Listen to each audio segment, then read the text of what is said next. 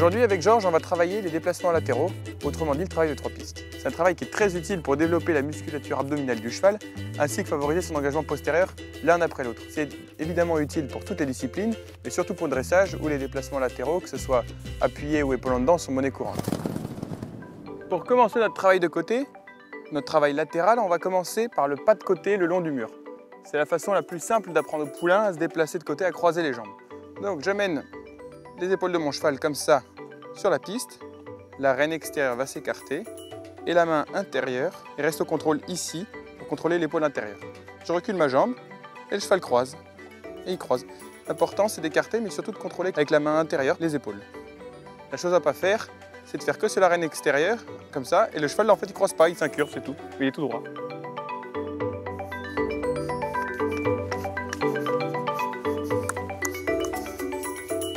Après, je laisse mon cheval avancer parce que le travail latéral, ça prend pas mal sur l'impulsion.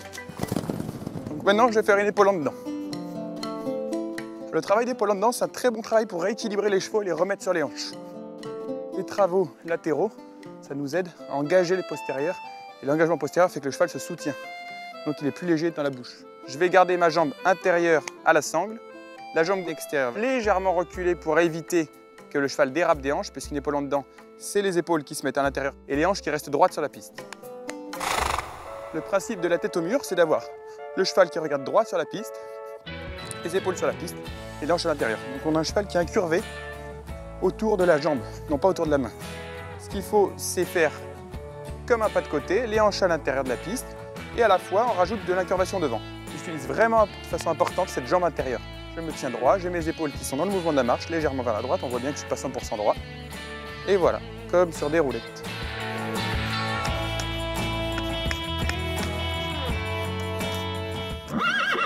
Bon, maintenant, je vais faire une session à la jambe. D'abord, je commence droit, ensuite je vais de côté, je décale ma jambe et je contrôle mes épaules avec mes deux mains ensemble.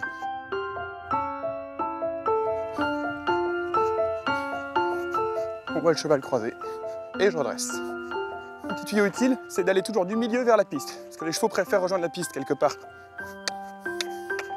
Et bien. L'appuyer, c'est la même chose que la session, mais je rajoute le pli.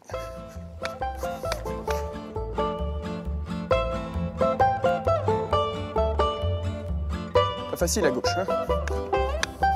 Ce que je fais, je passe au pas et j'amplifie le mouvement sur le côté.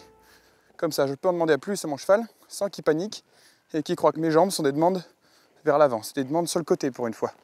Une des principales difficultés que vous allez rencontrer dans le travail de 3 pistes, dans les déplacements latéraux, tous vous allez me demander mais comment on fait si mon cheval ne répond pas? Il faut bien que les chevaux différencient la jambe pour avancer de la jambe pour aller sur le côté. Donc déjà, on est bien clair que dans nos déplacements latéraux, la jambe se décale en arrière de la sangle comme ça, en partant de mon assiette et non pas seulement de mon genou, c'est pas juste ça. C'est ça. Et il faut que ça agisse par action discontinue. Il faut que la jambe soit plus électrique que massante. Il ne faut pas que ce soit ça, il faut que ce soit un peu ça. Oui, là on voit ça le fait réagir. Alors, tandis que ça, ça le fait dormir et baisser la tête. Ensuite, votre cheval, vous mettez la jambe pour aller sur le côté et il se dépêche, il précipite vers l'avant. On l'arrête, on le garde avec soi, on le caresse et on va à nouveau sur le côté.